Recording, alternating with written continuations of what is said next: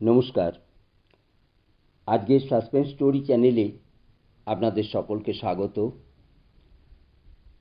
আমাদের চ্যানেলটিকে এখনও যারা সাবস্ক্রাইব করেননি তারা সাবস্ক্রাইব করে আমাদের পাশে থাকবেন, এই আশা নিয়ে শুরু করছি আজকের গল্প। আজকের গল্প হেমেন্দ্র কুমার রায়ের লেখা জীবন্ত মৃতদেহ। সুরমা সমুদ্র দেখেনি। এবার পুজোর সময়ে সুরেশের কাছে ধর্ণা দিয়ে পড়ল, দাদা আমাকে সমুদ্র দেখাও। সুরেশ মাথা নেড়ে বলল, এই যাত্রায় হলো না বোন। কেন? পুজোর ছুটি পাবো বটে, কিন্তু ছুটিতে কলকাতায় কাজও আছে। আমি বড় জোর হপ্তাখানেক বাইরে থাকতে পারি, কিন্তু সমুদ্র দেখতে গেলে পুরীতে যেতে হয়। হপ্তাখানেকের জন্য পুরীতে গিয়ে কি হবে? মজুরিতে পোষাবে না। সুরেশের বন্ধু দীপক সেখানে বসেছিল। সে বললে, সমুদ্র দেখবার জন্য উড়িষ্যা মুলুকে ছুটতে হবে কেন? কারণ বাঙালির পক্ষে সেইটাই হচ্ছে শর্টকাট। দেখো সুরেশ, আমরা প্রায় ভুলেই যাই সমুদ্রের স্পর্শ থেকে বাংলাদেশও বঞ্চিত নয়। হ্যাঁ দীপক, আমিও তা জানি, কিন্তু কাছাকাছির ভেতরে পুরীর মতন অন্য কোথাও যাত্রীদের থাকবার ব্যবস্থা নেই। দীপক বললে, সুরমা, পুরীর চেয়ে ঢের কাছে তুমি সমুদ্রকে পেতে পারো। সুরমা সাগ্রহে বললে, কোথায় দীপুদা? কাঁথিতে। আমাদের দেশ কাঁথির কাছে। সেখান থেকে সমুদ্র দেখা যায়? নিশ্চয়ই, নইলে আর বলছি কেন। আমরা এখন কলকাতার বাসিন্দা হয়েছি বটে, কিন্তু দেশের বাড়িখানা আছে আমাদের পুরনো চাকর সনাতনের জিম্মায়। সুরেশ, দিন ৫-৬ ভেতরে যদি সুরমাকে নিয়ে সমুদ্র দেখে আবার কলকাতায় ফিরতে চাও, তবে বাঁধো মোট, কেনো টিকিট, চলো আমাদের দেশ। তোমাদের রাজভোগ দিতে পারবো না বটে, তবে অনাহারেও থাকতে হবে না। কি বলো, রাজি? হয়তো অদৃষ্টের কারচুপি, নারাজ হবার মতো বুদ্ধি খুঁজে না পেয়ে সুরেশ বলতে বাধ্য হলো, আচ্ছা রাজি। তাহলে ষষ্ঠীর দিনই আমরা যাত্রা করব? হ্যাঁ, দশমীর পরেই আমাকে আবার কলকাতায় ফিরতে হবে, জরুরি কাজ আছে। কিন্তু দশমীর পরেই সুরেশ ফিরতে পারল না কলকাতায়। দেবতা সাধলেন বাদ। সুরমার ভাগ্যে সমুদ্র দর্শন হলো, ভালো করেই হলো।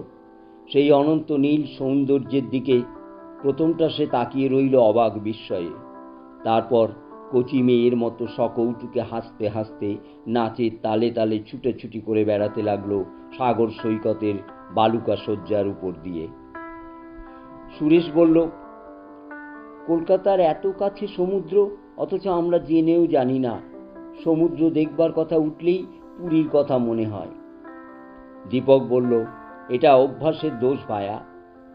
বাংলাদেশের কত জায়গা থেকেই সমুদ্রের নাগাল পাওয়া যায়।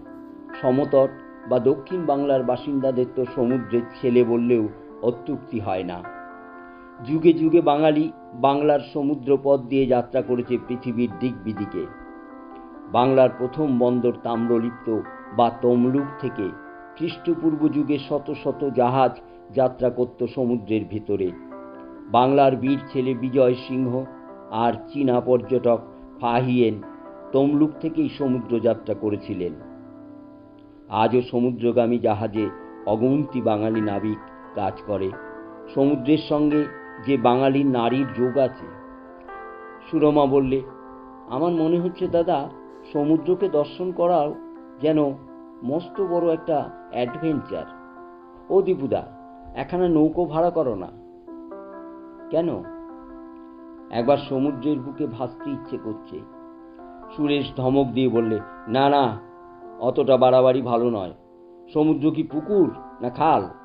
ঢেউয়ের ধাক্কায় দৈবগতিকে নৌকো যদি ডুবে যায়, কি বানচাল হয়। তাহলে শখের অ্যাডভেঞ্চারের মজাটা ভালো করেই টের পাবি। যত সব চেঁদো কথা, অ্যাডভেঞ্চার। তা অ্যাডভেঞ্চারের মজাটা হাড়ে হাড়ে টের পেতে সুরমাকে বেশি দিন অপেক্ষা করতে হলো না। আকাশ ছেয়ে গেল কালো কালো মেঘে, মেঘের পর মেঘ, মেঘের ভেতরে মেঘ। দেখতে দেখতে আরম্ভ হলো বাড়িপাত। ক্রমে বৃষ্টি জোর পড়তে লাগলো। দিন গেল, রাত এলো, রাত গেল, দিন এলো, আবার দিনের পর এলো রাত। তবু প্রবল বৃষ্টি ঝরছে অবিশ্রান্ত, ঝুপ ঝুপ ঝুপ করে ঝাঁপিয়ে পড়ছে জলে আর স্থলে, আর সঙ্গীরূপে জাগ্রত হলো ঝোড়ো হাওয়া। এমন বিস্ময়কর বৃষ্টি সুরমার কখনো দেখেনি। বাড়ি থেকে এক পা বেরোবার জো নেই। জানলা দিয়ে বাইরে তাকালে কেবল দেখা যায় বৃষ্টির ধারায় চিকের ভিতর দিয়ে দূরের অস্পষ্ট সমুদ্র এবং দিকে দিকে ঝাপসা বন জঙ্গল, আর শোনা যায় থেকে থেকে পাগলা ঝড়ের হাহাকার। তারপর আচম্বিতে এক ভয়ঙ্কর কোলাহল, তার মধ্যে যেন ডুবে গেল জল স্থল শূন্যের সমস্ত।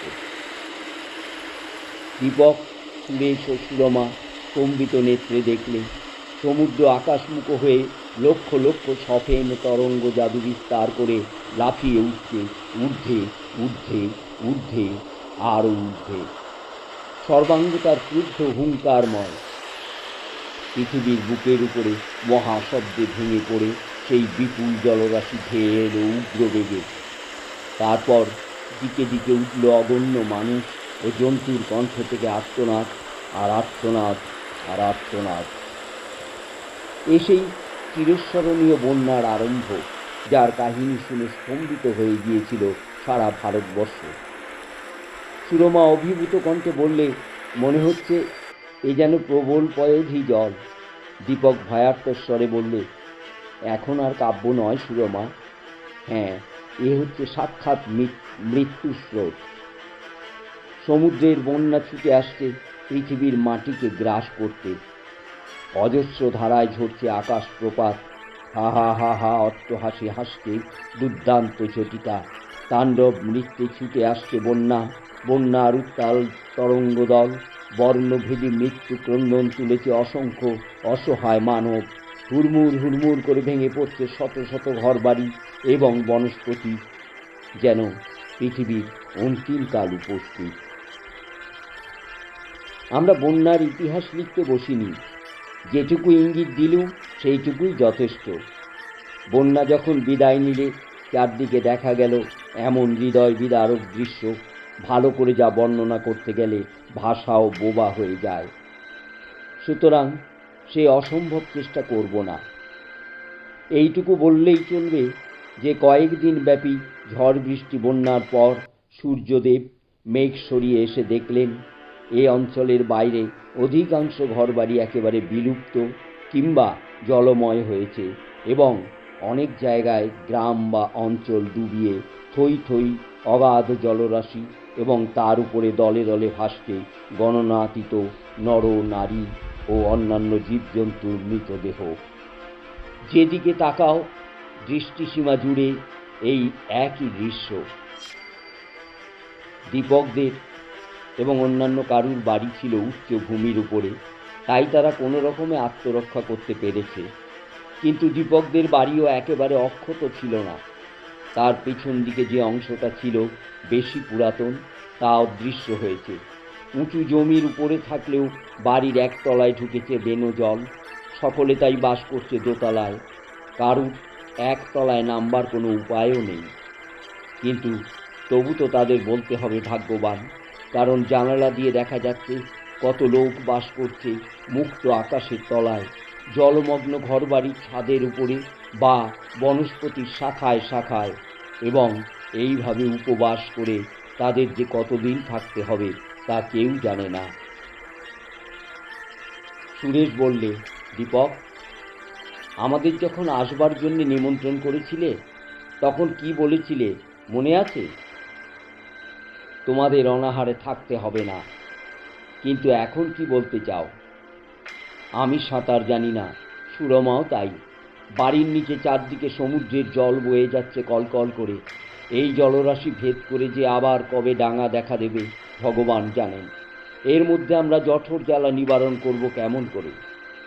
দীপক বললে, ভয় নেই ভায়া, অন্তত দিন ৩-৪ আমাদের অনাহারের ভয় নেই। কিছু চাল, কিছু ডাল আর কিছু শাকসবজি আমি রক্ষা করতে পেরেছি, কিন্তু দিন ৩-৪ পরে খুব সম্ভব জল তখন সরে যাবে। ভগবান আমাদের সহায়। এই যে কত শত মানুষ বানের তোরে ভেসে গেল, ভগবান কি তাদের সাহায্য করেছিল?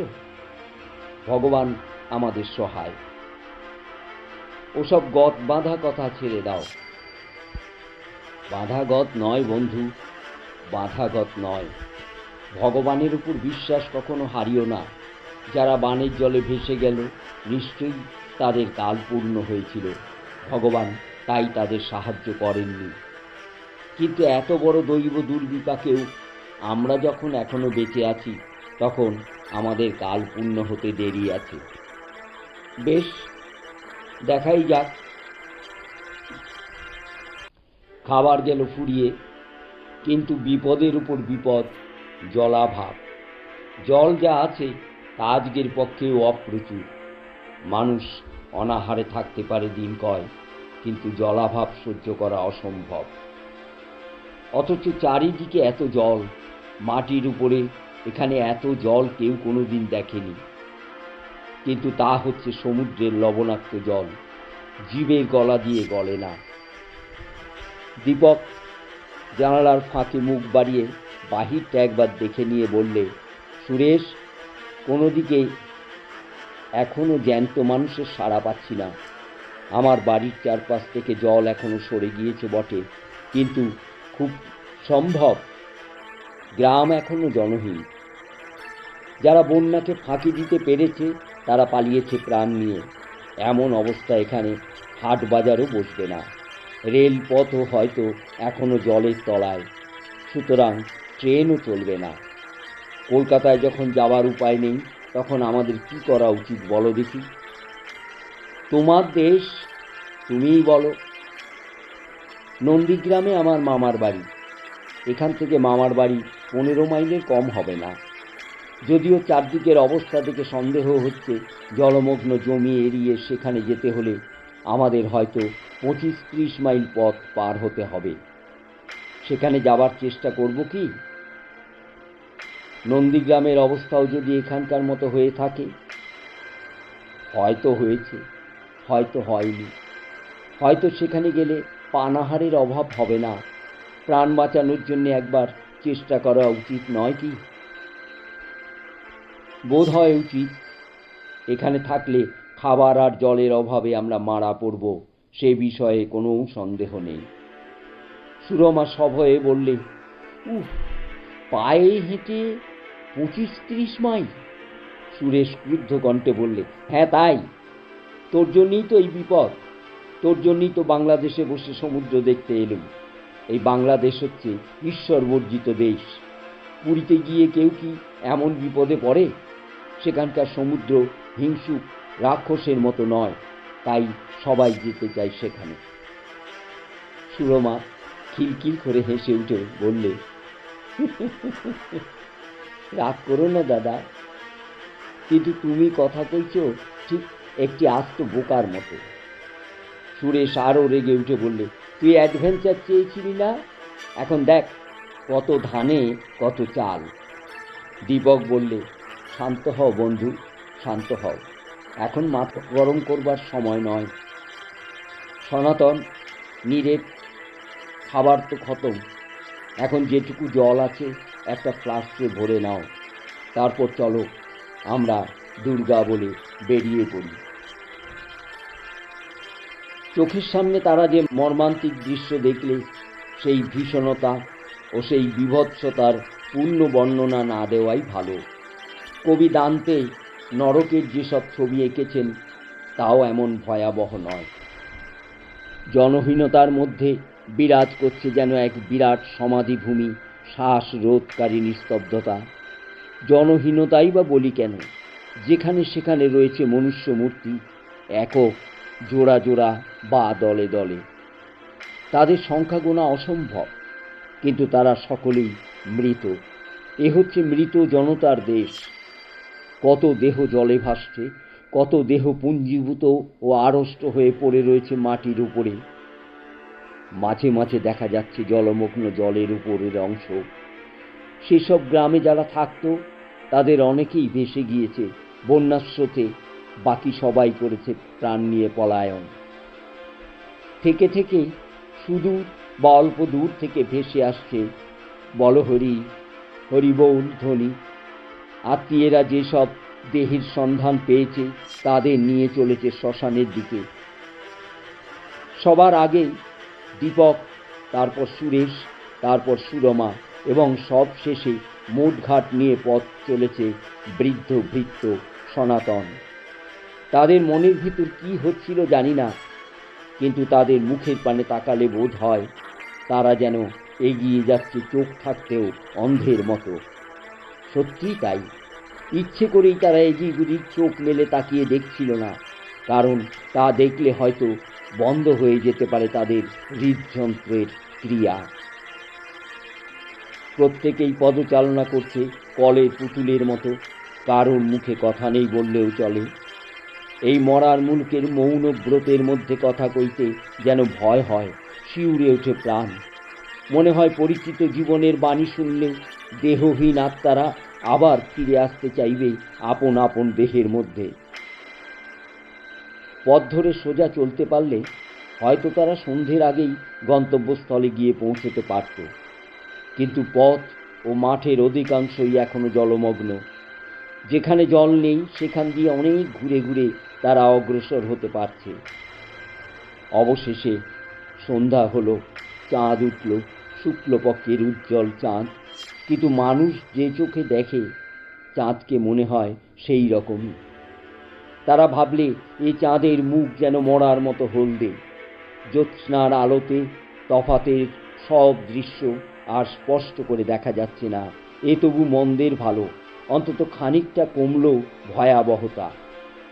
সুরমা কাতর স্বরে বললে, দাদা, জল। সুরেশ বললে, এই তো একটু আগে জল খেলি। কি করব দাদা, আজ আমার গলা যে খালি শুকিয়ে যাচ্ছে। শুকিয়ে গেলে কি করব বোন, ফ্লাস্কে যে আর এক ফোঁটাও জল নেই। একটা অস্ফুট আর্তধ্বনি করে সুরমা চুপ মেরে গেল। দীপক বললে, পচা মরার দুর্গন্ধ ক্রমেই বেড়ে উঠেছে, আর যে নিঃশ্বাস নিতেও কষ্ট হচ্ছে। সুরেশ বললে, পথের আর কত বাকি? আমাদের এখনো মাইল 7-8 যেতে হবে। ও। আবার সবাই নীরব, কিন্তু রাত্রি আজ নীরব নয়। একটানা শোনা যেতে লাগলো শৃগাল কুকুরের চিৎকার ধ্বনি। মরার অধিকার নিয়ে তারা ঝগড়া করছে পরস্পরের সঙ্গে। খানিক পরে সুরমা আর পারলে না, অবশ হয়ে বসে পড়ল এবং সঙ্গে সঙ্গে দাদা গো বলে চিৎকার করে উঠল, এলিয়ে পড়ল একদিকে। দীপক ও সুরেশ ছুটে এসে তাকে তুলে দাঁড় করালে। দেখা গেল সুরমা বসে পড়েছিল একটা নারীর মৃতদেহের উপরে। সুরমা কাঁদতে লাগল। সুরেশ বলল, এখানে দাঁড়িয়ে কাঁদলে কি হবে বোন, চল যত তাড়াতাড়ি পারি এই নরকের বাইরে পালাই চল। তেষ্টায় আমার ছাতি ফেটে যাচ্ছে, আর আমি হাঁটতে পারবো না দাদা। তাহলে তোকে কি আমাদের কোলে করে নিয়ে যেতে হবে? এত দুঃখেও ম্লান হাসি হেসে সুরমা বলল, কি যে বলো দাদা, তবে এগিয়ে চল। একটা দীর্ঘশ্বাস পেলে সুরমা আবার অগ্রসর হলো। চাঁদের আলো আরো জ্বলজ্বলে। ওদিকে তেপান্তরের মাঠটাকে দেখাচ্ছে অপার সমুদ্রের মতো। চন্দ্রকিরণ তার বুক জুড়ে খেলছে যেন লাখো লাখো হীরা নিয়ে ছিনিমিনি খেলা। এদিকে খানিকটা খোলা জমি, আর তার ওখানে অস্বাভাবিক সব ভঙ্গিতে নিশ্চেষ্টভাবে পড়ে রয়েছে কতকগুলো দেহ। কেউ নর, কেউ নারী, কেউ শিশু। 3-4 দিন আগেও তারা ছিল এই উৎসবময়ী ধরনীর গর্বিত প্রাণী। স্বপ্নেও কল্পনা করতে পারেনি নিজেদের এমন ভয়ানক পরিণাম। পাশের বনের ভিতর উঠেছে ঘন ঘন হরিধ্বনি। সব যাত্রীরা যাচ্ছে শ্মশানের দিকে। হঠাৎ সনাতন আঁতকে উঠে বললে, বাবু। দীপক ফিরে বললে, কি রে সনাতন? সনাতন ঠক ঠক করে কাঁপতে কাঁপতে বললে, মরা জ্যান্ত হয়ে উঠেছে বাবু, মরা জ্যান্ত হয়ে। ওই দেখুন, ওই দেখুন, সেই খোলা জমির দিকে অঙ্গুলি নির্দেশ করলে। ফিরে দেখে সকলেরই বুক শিউরে উঠল। জমির উপরে যে মৃতদেহগুলো ছিল তাদের একটা শুয়ে শুয়েই অগ্রসর হচ্ছে। সুরমা ভয়ে চোখ মুদে ফেলল। সনাতন বললে, পালিয়ে আসুন বাবু, পালিয়ে আসুন, মরাটাকে দানই পেয়েছে।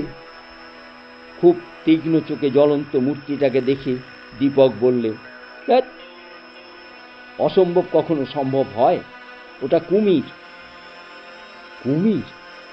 হ্যাঁ, এখানে এসেছিল মরার লোভে, আমাদের দেখে জলের দিকে পালিয়ে যাচ্ছে। এমনি করেই আমরা ভূত দেখি। অত্যন্ত ক্ষীণ স্বরে সুরমা বললে, জল জল। সুরেশ বললে, সুরো, জল যখন নেই তখন জল জল করে মিছে কেঁদে কেন আমাদের কষ্ট দিচ্ছিস? জল জল করছি কি সাধে দাদা, আমি যে আর পারছি না। দীপক বললে, ভয় নেই সুরমা, পথের আর মাইল 3 বাকি। ও মাগো, সে তো অনেক দূর। কেউ আর কিছু বললে না। কিছু দূরে দেখা গেল দুটো লণ্ঠনের আলো। একজন মানুষকেও দেখা যাচ্ছে অস্পষ্টভাবে। দীপক বললে, ওখানে একটা শ্মশান আছে।